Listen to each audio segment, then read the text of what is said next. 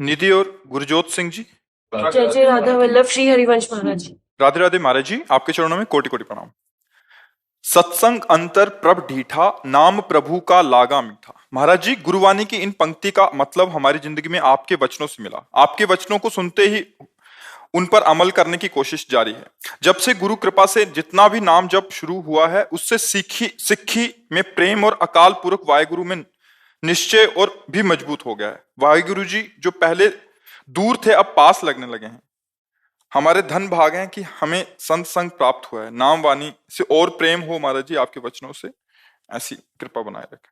जितना हम नाम को नीचे उतारते जाएंगे, अभी जैसे वाणी पे है वैखरी, फिर मध्यमा गले से, पश्यंती हृदय से, फिर परावाणी से नाम उच्चारण। परावाणी से जब नाम चलता है तो अकाल पुरुष को प्राप्त हो जाता है।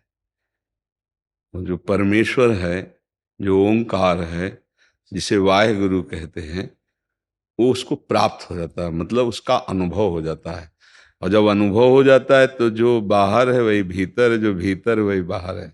अनुभवी पुरुष के लिए भेद नहीं होता कि वो आंख मूंदे तो उसे उसका अनुभव हो, आंख खोले तो नहीं। गुरु नानक साहब जी ने कहा है कि जो भीतर वही बाहर।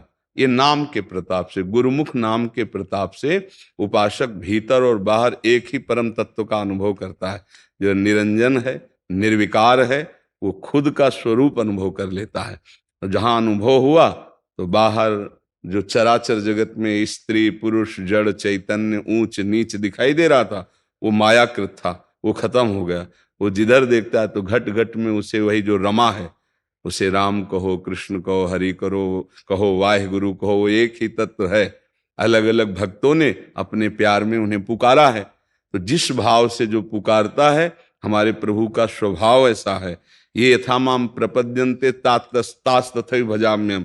यदि आप उनको साकार मान करके तो आपको साकार दर्शन देंगे, निराकार मान करके तो निराकार अनुभव कराएंगे, सर्वव्यापी तो सर्वव्यापी, हृदय विहारी तो हृदय विहारी। जैसे भाव से प्रभु को भजे, प्रभु वैसा ही अनुभव करा देते हैं। गुरु रूप से भजे गुरु रूप से, पुत्र रूप से भजे वो पुत्र रूप से, पिता रूप से भजे पिता रूप से, स्वामी रूप से भजे स्वामी रूप से, और सेवक रूप से भजे तो सेवक रूप से। हमारे भगवान का ऐसा, परमेश्वर का ऐसा प्रभाव है कि जैसे जैसे संतों ने भजा वैसे वैसे प्रभु ने अनुभव कराया। तो हम कोशिश करें कि जिह्वा से नाम निरंतर, फिर वो हमारे गले से चले, जिसे उपांशु कहते हैं, जिसे मध्यमा वाणी कहते हैं। फिर पश्यंती, पश्यंती में जब किया नहीं जाता, वो देख रहा है, हृदय में हो रहा है।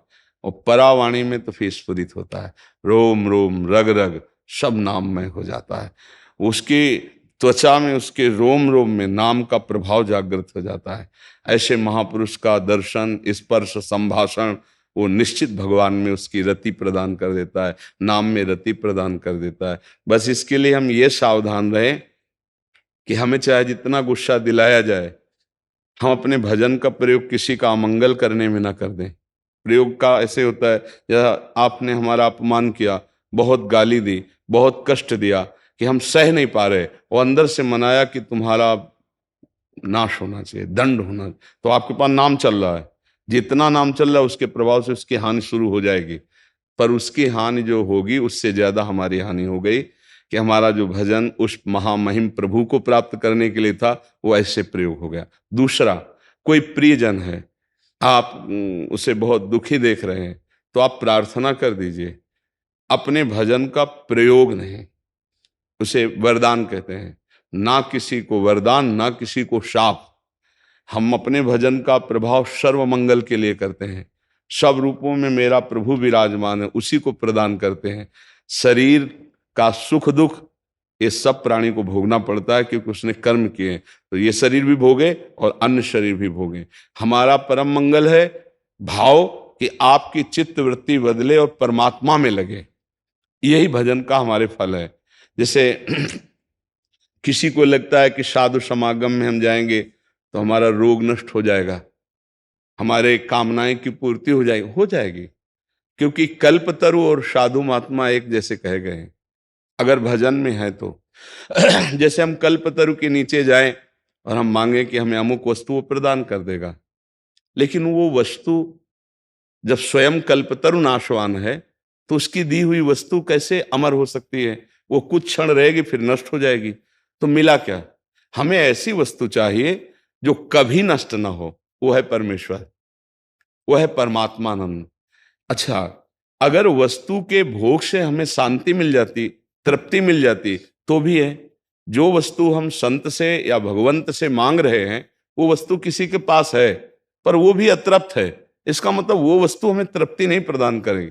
तृप्ति परमानंद प्रदान करेगी, और वो परमानंद भगवान नाम जप से आता है, भगवत स्मृति से आता है। एक तार नाम जप करे।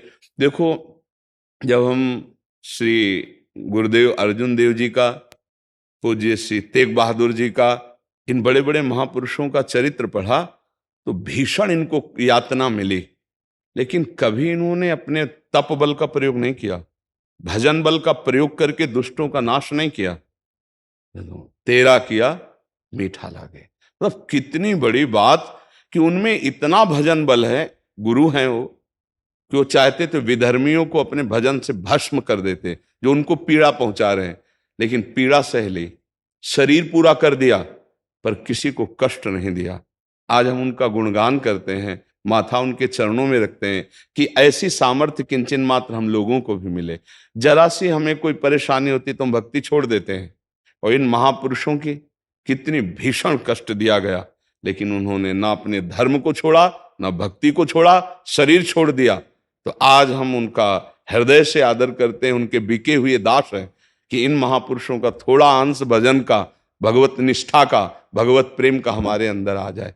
आप अपने गुरुजनों की महिमा को पढ़ के देखिए तो हमारी भक्ति ये नहीं सिखाती कि आप कष्ट में ऊब जाएं और सुख में फूल जाएं। नहीं, भक्ति का है सुख में गंभीर रहें, फूले ना, हर्षित ना हो, और सुख में जब दुख आवे तो शोकित ना हो, घबराए नहीं, टूटे नहीं, आप चलते रहिए, सुख दुख दोनों को सहकर तब परमेश्वर की प्राप्ति होती है। इसीलिए बड़े बड़े संत भजन बल का प्रयोग कभी अपने शरीर ठीक करने में, रोग ठीक करने में, या अपने दुश्मन को विनाश करने में नहीं लगाया।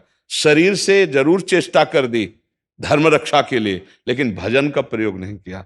ये परम चतुरता होती है, भजन का प्रयोग केवल परमेश्वर की प्रसन्नता के लिए, तब ये संसार समुद्र से वो मुक्त हो जाता है। नहीं तो आपको सच्ची कहते हैं, गुरु गोविंद सिंह आदि इन महापुरुषों में इतनी सामर्थ्य थी कि जैसे उनके बालक चुनवाए जा रहे हैं, भस्म कर दें उन विरोधियों को, लेकिन मतलब गजब की निष्ठा महापुरुषों में प्रकट हुई। उन्होंने सहा लेकिन धर्म नहीं त्यागा, भजन का प्रयोग नहीं किया। ये बात समझ लो। श्री गुरुदेव अर्जुन देव जी के चरित्र में, उसमें गीता प्रेस से प्रकाशित, उसमें पढ़ा था कि एक काबुल का फकीर प्रकट हुआ जब कष्ट दिया जा रहा था गुरु अर्जुन देव जी को।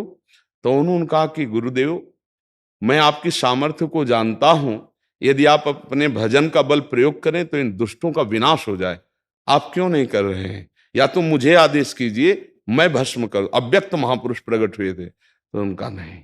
तब कहा था, तेरा किया मीठा लगे।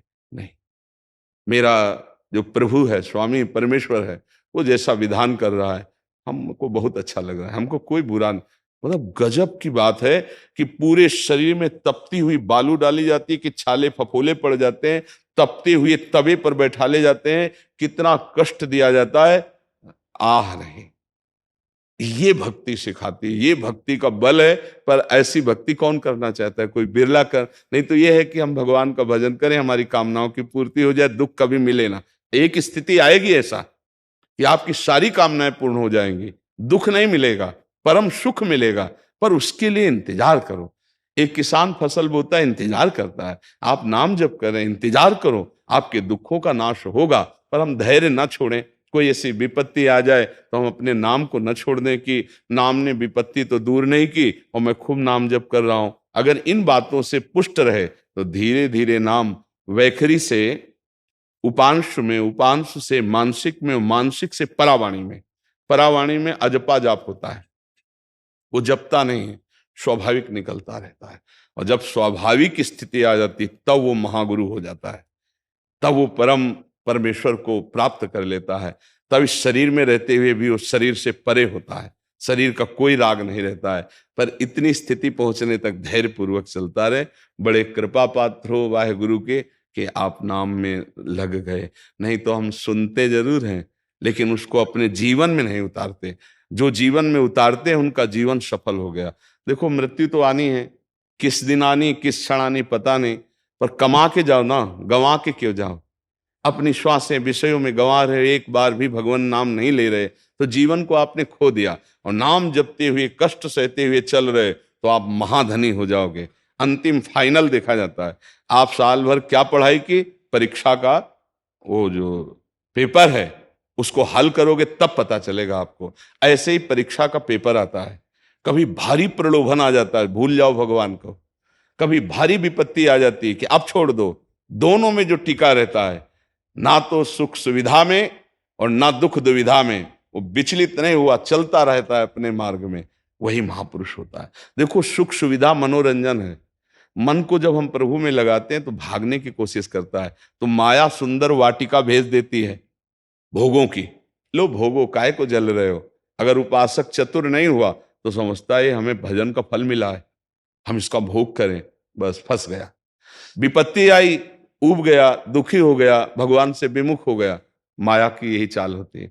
ना दुख दुविधा में हमें भ्रमित होना है और ना सुख सुविधा में, तो वो उस अकाल पुरुष को प्राप्त हो जाता है। खूब नाम जप करो भैया, बड़ा हृदय प्रसन्न होता है जब कोई ये कहता है मैं नाम जप कर रहा हूँ और भगवान की आज्ञा में चल रहा हूँ, गुरुवाणी की आज्ञा में चल रहा हूँ, तो लगता है जीवन निहाल हो गया। नहीं, वही काम क्रोध लोभ मोह मद मत्सर पर फतेह प्राप्त करता है। फतेह माने तो विजय प्राप्त करता है, जो वाहेगुरु के आश्रित होकर उनका नाम जप करता है। नहीं, जिसे वो वाहेगुरु का खालसा और वाहेगुरु जी की फतेह, ये काम क्रोध लोभ मोह मद मत्सर की फतेह विजय गुरुदेव ही प्रदान करते हैं। वो जो नाम देते हैं उसमें सारी सामर्थ्य है। पर ऐसा माया को भुलावा है कि सब सुनते हैं पर नाम जप में रुचि नहीं होती। यहां ये सुना, इसके बाद माया और कुछ सुनाएगी, भ्रमित हो जाएगा। चाहिए कि हम कानों में वही बात सुने जिससे हमारी निष्ठा पुष्ट हो। नहीं तो प्रायः ऐसे भी सत्संग और प्रवचन होते हैं जो संसारिकता में फंसाने वाले होते हैं।